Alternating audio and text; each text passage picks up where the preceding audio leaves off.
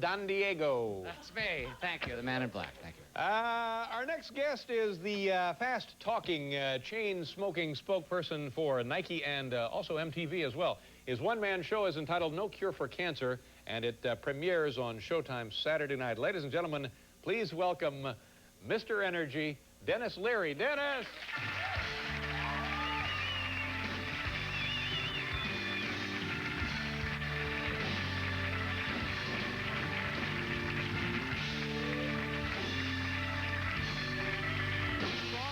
Yeah.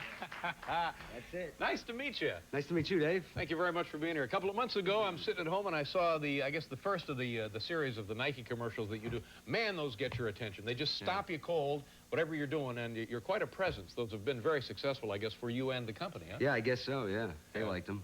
Good. So, it was a highlight for me to meet Bo Jackson and Deion Sanders, because I'm a huge baseball fan, so that was a big thing for me. Now, the other thing I know about you is you smoke a lot of cigarettes. Do you mind if I smoke, by the way? Please, help yourself. Thanks, Dave. You're a guy who enjoys pounding the butts pretty hard. Yep. So is it a good idea? Is it a conflict for you to be smoking and also selling athletic equipment, stuff I don't know. like that?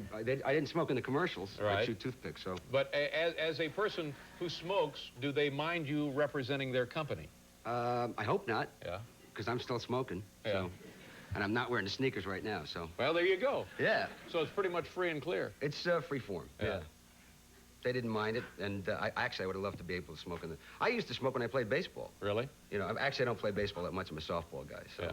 I think that's something we need to straighten out in this country right now. The difference between baseball and softball? I think I'm a baseball fan. Baseball is not the national pastime, let's be honest. Softball is the game you play, I play, these people play. I think softball is just baseball with beer. Let's face the facts.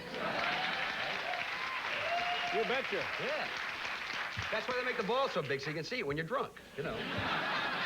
I mean, and when I say I'm a baseball fan, I'm actually kind of lying because I'm a Red Sox fan, so it's not the same thing. Whole different deal, isn't it? Yeah.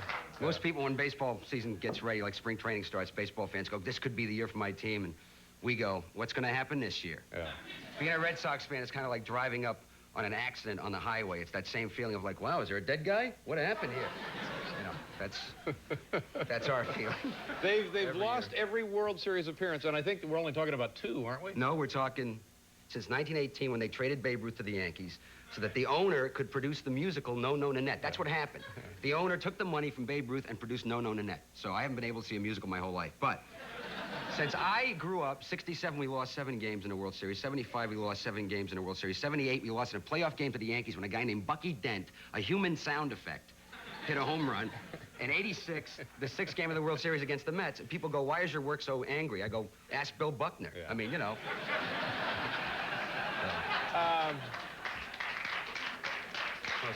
Some Yankee fans in the audience tonight. Have you ever thought about giving up the cigarettes? Well, here's another pet peeve of mine. My sister's a nurse. So I wish non-smokers would accept the fact that we're going to smoke. My sister's one of these people, every day, nicotine gum came out a few years ago. She's like, why don't you try the gum? Then the patch came out. Why don't you try the patch? So I have a new system for smokers, okay? Get the patch, put it on, chew up a box of that nicotine gum and light up. That's the biggest head rush you'll ever have in your life, I'm telling you right now.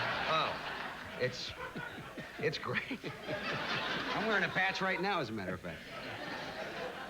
I have a feeling you're going to be getting a call from the Surgeon General. A personal call. Do you do anything to take care of yourself? Well, exercise other than the softball? I sleep. Yeah. Well, there you go. I play hockey, actually. Yeah. I'm a big hockey That's fan. a great sport. Great sport. Yep. Best sport. Hockey's the best sport because there's no messing around, no kidding around. You know, like somebody in hockey, you drop your gloves and beat the crap out of them right there. Yeah. They got a special box, and have a couple minutes, have a rest, drink of water, come back out whenever you're ready. Yeah. I think that's a great idea. I think we should apply that to real life. I think everybody should have a penalty box at their jobs, okay? You don't like your boss, beat the crap out of him, take a 5-minute penalty. Huh? Yeah. False alarm. You know, we kind of have a penalty box in the form of the federal and state prison system. Kind of I never thought of it that way. in a larger sense, strictly speaking. Right. Guy sitting there going, when am I getting out? 5 minutes? What's the deal? So now that people know who you are and they know your work, and of course your one-man show on Showtime, Yeah. are you surrounded? You find you're hanging around with more notable folks in show business. Does that surprise you a little that suddenly you're there at functions with these guys? Well, I did the only time it happened for me, I did the Video Music Awards for MTV with Cindy Crawford, who I met. Ooh, good gig. Yeah, good gig. Absolutely. And she's great. And so I thought Mick Jagger was there and Eric Clapton were there, and I would two of my heroes since I grew You don't get any bigger than those two guys. That's big. Yep. So I thought, I'm going to maybe run into these guys. This would be great. So I'm sitting at a table in the green room, a big white table with like 5 white chairs around it. And it's like me and 3 of my friends, and we're just hanging out waiting to meet, you know, Eric Clapton and Mick Jagger. And Jean-Claude Van Damme walks up and grabs the empty white chair and goes, "Is this chair busy?" And my friend Chris Phillips, who was sitting next to me, goes, "If it was plaid, it would be busy." Yeah. Very smart. Yeah, that's right. And he got this look on his face like, And then he took the chair. Yeah, that's what you want to do. Irritate the martial arts guy. Yeah, sure.